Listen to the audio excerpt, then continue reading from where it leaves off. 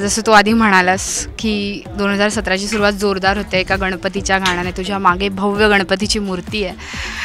So ही सुरुवात कशी होती आणि किती एनर्जेटिक होती? खूप भारी होती.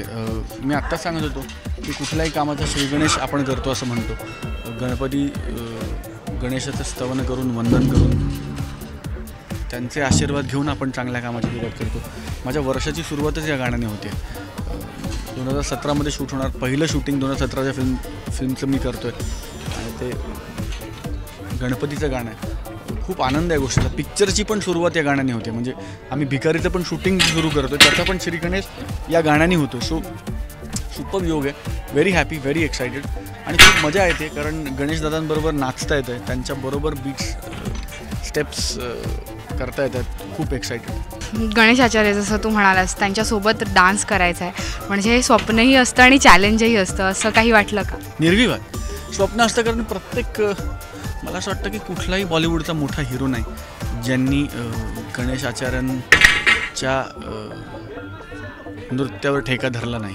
प्रत्येक ॲक्टरची एक इच्छा असते की आयुष्यात एकदा तरी त्यांच्या कोरिओग्राफीमध्ये नाचता यावं आणि या चित्रपटात ते डिरेक्टर पण आहेत आणि त्यांच्याबरोबर मला नाचता आलं ह्याचा फार आनंद मला आहे. या गाण्यात त्यांचा प्रेझेन्स आहे म्हणजे त्यांनी त्या गाण्यात ते स्वतः आहेत आणि त्यांच्याबरोबर मला हे गाणं करता आलं ह्याचा मला फार आनंद आहे. It's a different happiness. एका फ्रेममध्ये ते आणि तुम्ही दोघे एकच स्टेप करताय. ॲक्टर म्हणून ह्याचा आनंद काय हे एक ॲक्टर समजू शकतो. इट्स अ ग्रेट क्रिएटिव्ह हाय. हा डान्स करणं आता तू म्हणतोस 2 दिवस शूटिंग शेड्यूल चाललं आहे तर 3 दिवस उद्याही तर टोटल हा एक्सपिरियन्स कसा होता? किती मेहनत घ्यावी लागली एक डान्स कर? 1 महिना आम्ही गाणं शिकतो ह्याची प्रॅक्टिस करतो ॲव्हरेज 4 तास 5 तास रोज कारण खूप कठीण स्टेप्स आहेत. थोड्या क्लासिकल स्टेप्स होत्या मला आणि मी काही डान्सर नाही.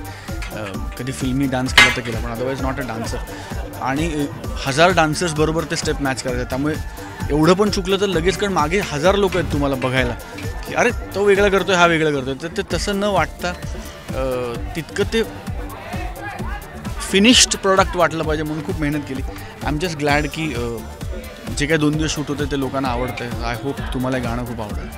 नक्कीच. 2017ची सुरुवात म्हणायला गेलं जसं फुगे तू स्वतःचं एक छोटं प्रोडक्शन सुरू करतोयस आणि तुझं स्वप्न होतं आधीपासून तर त्याचीही सुरुवात इथे होते आहे. तर 2017 एकंदर कसं असणार आहे तुझ्यासाठी? काय विचार? आय होप उत्तम असेल. 2016 फार चांगलं गेलं मला. मायराचा जन्म झाला याच्यापेक्षा जास्त आनंदाची गोष्ट असू शकत नाही. आय होप 2017 इज खूप आनंद देणारं असेल. I hope I am a great father in 2017. I become a good father आणि 3 सिनेमे येतील. फुगे येईल, वारस येईल आणि भिकारी येईल. आय होप की मी त्या तिन्ही चित्रपटांमधून लोकांचं मनोरंजन करू शकेन आणि लोकांच्या अपेक्षांवर खरा उतरू शकेन. Thank you so much and all the best for the